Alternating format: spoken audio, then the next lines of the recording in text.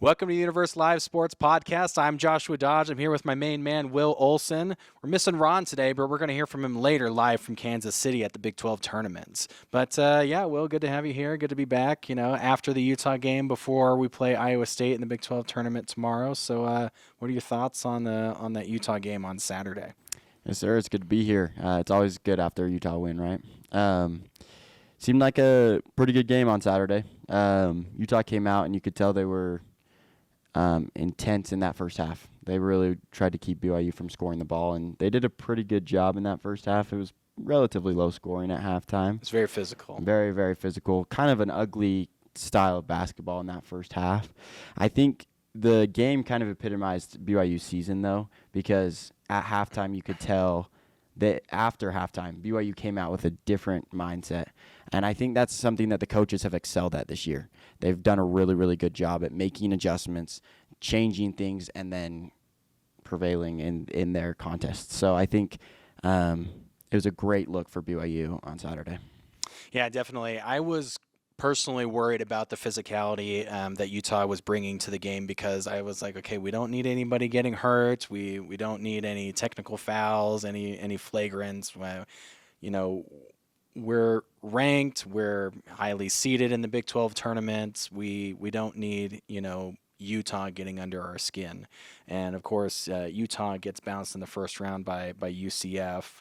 And they didn't have anything to show in terms of a postseason. I highly doubt that Utah will get invited to the NIT, maybe a different tournament. I don't know what all they're called, but yeah. Yeah, I mean, I think with Utah's season this year, it's just been like, not only was it a tough season anyways, but then their coach got fired, and I just think there wasn't a lot to expect of Utah, but it would be like a Utah-BYU rivalry to have some fluke game where BYU, who's the number 23 seed at the time, loses on some fluke game. You know what I mean? So it was really good, really, really mentally strong for BYU to come in and just win the game. You know what I mean? Mm-hmm. Yeah, and speaking of rankings, do you think that BYU moving up to number 17 is just a result of winning at Iowa State, or is it just a whole momentum of an 8-game win streak? Securing that 4 seed in the Big 12 tournaments. Yeah, I mean, I think it's a combination of both. I think the 8-game win streak obviously is huge. It's got to be one of the highest in the nation right now, if not the highest. I'm not sure. But before the 8-game win streak, BYU hadn't entered the rankings at all. So to have that 8-game win streak and then to beat the number 10 Iowa State team, it was number 10, right? Yes. On their home floor with a full staff, like, that was a big win. So I think that one is probably why we jumped quite so high. Like 23-17 is, I think it was like the second largest jump in the top 25 this week. So I think the number 10 top 10 team, it's hard to say that didn't help, right? But I think that 8-game win streak is definitely a big reason for that as well. Yeah, it's my thoughts that BYU is finally gaining that like national recognition and respect, and it's, I think, a long time coming for this BYU squad. Of course, in the middle of the season, didn't think that we deserved it at all. I mean, we're having discussions of oh geez, can we even get to 10-10 in conference? We've lost to the likes of Utah and TCU and Cincinnati on the road after we'd already beaten Cincinnati at home very handedly, by the way.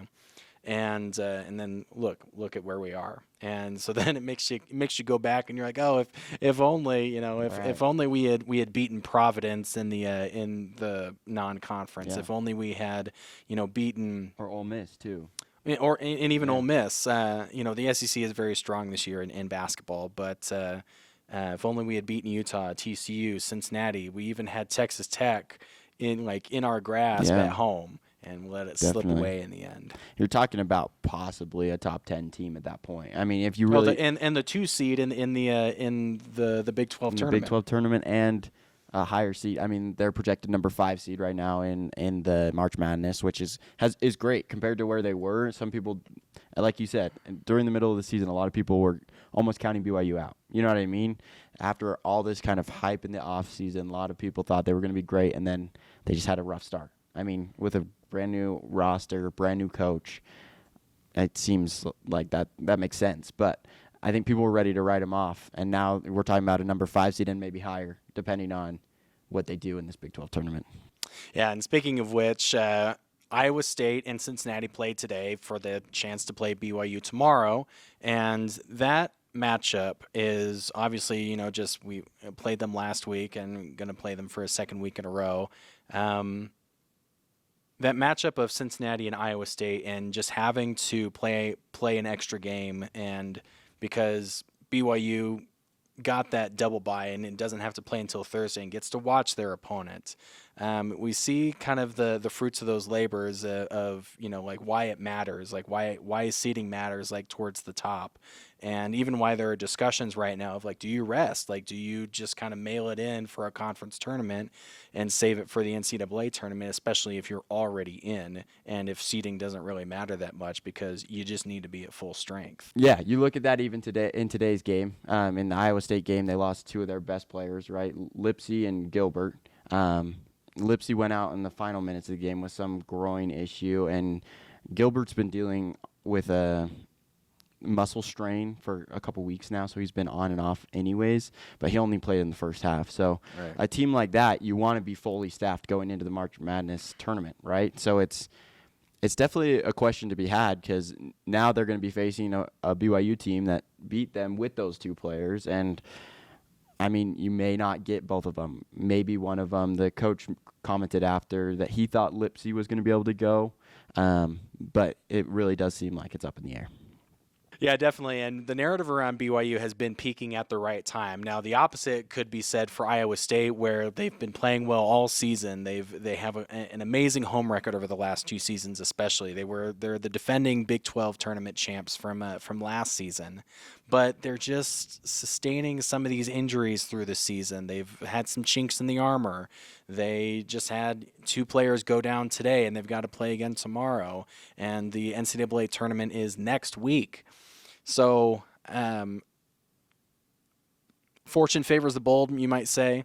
You'd rather be lucky than good, like any of the idioms that you could throw out there. But yeah, BYU is gonna have their hands full, even without Lipsy and Gilbert on the floor if neither one of them are able to go. But I think you'd still would rather play Iowa State without one or both of those guys. I think they definitely still pose a huge threat, though. I mean, look at the day Jefferson had today. He had a great game against Cincinnati, and they ended up winning by 20, I think. So, I mean, they're still a dangerous team, the Iowa State is. And like you said, they have had some injuries and some stuff going wrong at the wrong time for them. But definitely not a team that's just like, oh, we beat them last week, we can beat them again. Because BYU beat them in double overtime, and they turned the ball over like 29 times. Blew a 21-point lead. Yeah. So, I mean, definitely it helps to play a team that's understaffed. That's just the nature of sports, right? Is the idea that when you don't have your best players, it's harder to play as good. I mean, that just makes sense. But definitely a team that is still very much a threat to, I think, win the Big 12 tournament. And it's going to be a big challenge for BYU.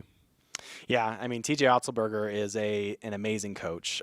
He's got Iowa State where it's at for a reason. Being ranked, being a contender in the Big 12, winning the whole thing last year, and I know that the expectations in last year's NCAA tournament were that the Big 12 is the best conference in all the land, and they're gonna have so many teams into the Sweet 16 and the Elite Eight, and didn't have any in the Elite Eight. And I know that Kevin Young has his sights on more than just a first or a second round win.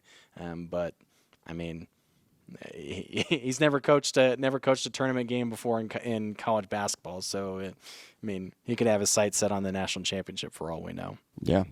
When he talks about the team too, like in post game or in press conferences or whatever, you can tell there's a lot of belief there. Which I mean, I think all coaches believe in their team, but it feels a little different. Like he talks about the belief that the team has in themselves and like that they just feel ready to take on the world. So it's like maybe it is a national championship in his eyes. I don't know exactly where he's at, but the team is definitely playing with the best basketball they've played all year, and seems like they're they're strengthening themselves each week. Yeah, and one thing that I do know about just being associated with the BYU basketball program, that Kevin Young really wants his players to be focused. He doesn't really like the player interviews or the little, like, hey, let's play horse with some of the students and, film a little video. And hearing, that, like, oh, like they might, want to go win a national championship, he would be like, okay, pump the brakes. We just need to focus on the next game. Like, we need to focus on beating this opponent. We don't need to be thinking about 68 teams in the tournament, because we're only going to be playing like 4 or 5 of them. Yeah. We need to win. We only need to win 4 games to get to where we want to be in the NCAA tournament. We don't need to beat 68 teams. We only need to beat the team in front of us, or else we're just going to beat ourselves and we're going to go home. So I know that about Coach Young, and that he is very focused, and he is very much about like remaining in the moment and not making the moment too big, or having the moment be too big for you to handle. Next thing up, they're all about that on the team this year. Just always what's the next thing? Not dwelling on a success or a failure, no matter what it was, but just moving on and what can we do better next time? How can we improve? Definitely. And speaking of the next thing, we've got one of our other main men, Ronald the Three-Man Weaver. He's down in Kansas City live, and we're going to hear from him next. Ron Weaver here with the Daily Universe, recapping the Iowa State-Cincinnati basketball game. The Bearcats fall to Iowa State. Iowa State advances by a final score of 76-56 to take on BYU in the quarterfinal. The rematch of last week, double OT. BYU defeated the Cyclones 88-85. But there's some health issues on the Cyclone side. Taman Lipsey checked out of the game with about 30 seconds. What looked to be a groin injury. Keyshawn Gilbert had a muscle strain reported. He played, was not active that much. What will be the decision time based on those two? We'll find out tomorrow. BYU and Iowa State going out in the quarterfinals tomorrow from Kansas City. Thanks, buddy. We hope you're having a good time down in Kansas City, and travel safe back. Okay, we need you back here on the set with us. We can't hold it together, Amen. We need him. We're falling apart without him. All right. Well, let's hear your prediction for BYU Iowa State tomorrow. All right. Let's see. That's a good question. I'm going to take BYU again. I'm going to go lower scoring than I went last game because I needed double overtime to almost hit my prediction. So yeah. I'm going to say BYU wins by 7, 75-68. I think with the injuries of Iowa State, if they don't play, or maybe if they don't play a full game, and how BYU's been looking with the 8-game winning streak and just the momentum that they're carrying into this, I think they're going to be a tough one to beat. So that's where I'll go. All right, yeah, and you kind of have to juggle like the rest versus rust argument that we heard a ton about in the college football playoff. But I think that Kevin Young's going to have these boys locked in. I think that we're going to bring it to Iowa State, and no matter who plays, we're not going to be blowing any 21-point leads. Not that we'll even get up by that much, but if we do, I think we're going to hang on to it. And so my final score prediction is I'm going to go 71-59. I do think that BYU is going to pull away a little bit in the end, that Iowa State, having to play in back-to-back days, dealing with injuries, they're just not going to have the legs in the latter parts of tomorrow's game. So that's my prediction for the game. Definitely seems like a good prediction. I think that back-to-back will play a role in this game. Trey Stewart talked about post-game after BYU picked up a win against UCF last year. Playing that back-to-back and having to play Texas Tech on the next day, I think he just talked about how it was hard. And so Iowa State's going to have to do that same thing. They played today and they'll play again tomorrow. And so I definitely think it'll be a tough turnaround for them. Yeah, and that's that veteran presence, that veteran leadership and experience that Trey Stewart definitely brings to the team, and partially why BYU has been so successful over the last 8 games. Just Trey Stewart's been playing more minutes. He's definitely a defensive guy, as somebody that Kevin Young trusts to be put in there and to put in good minutes and a good rotation. Definitely. So we're excited to see BYU tomorrow, and thanks for tuning in to the Universe Live Sports Podcast, and have a great day.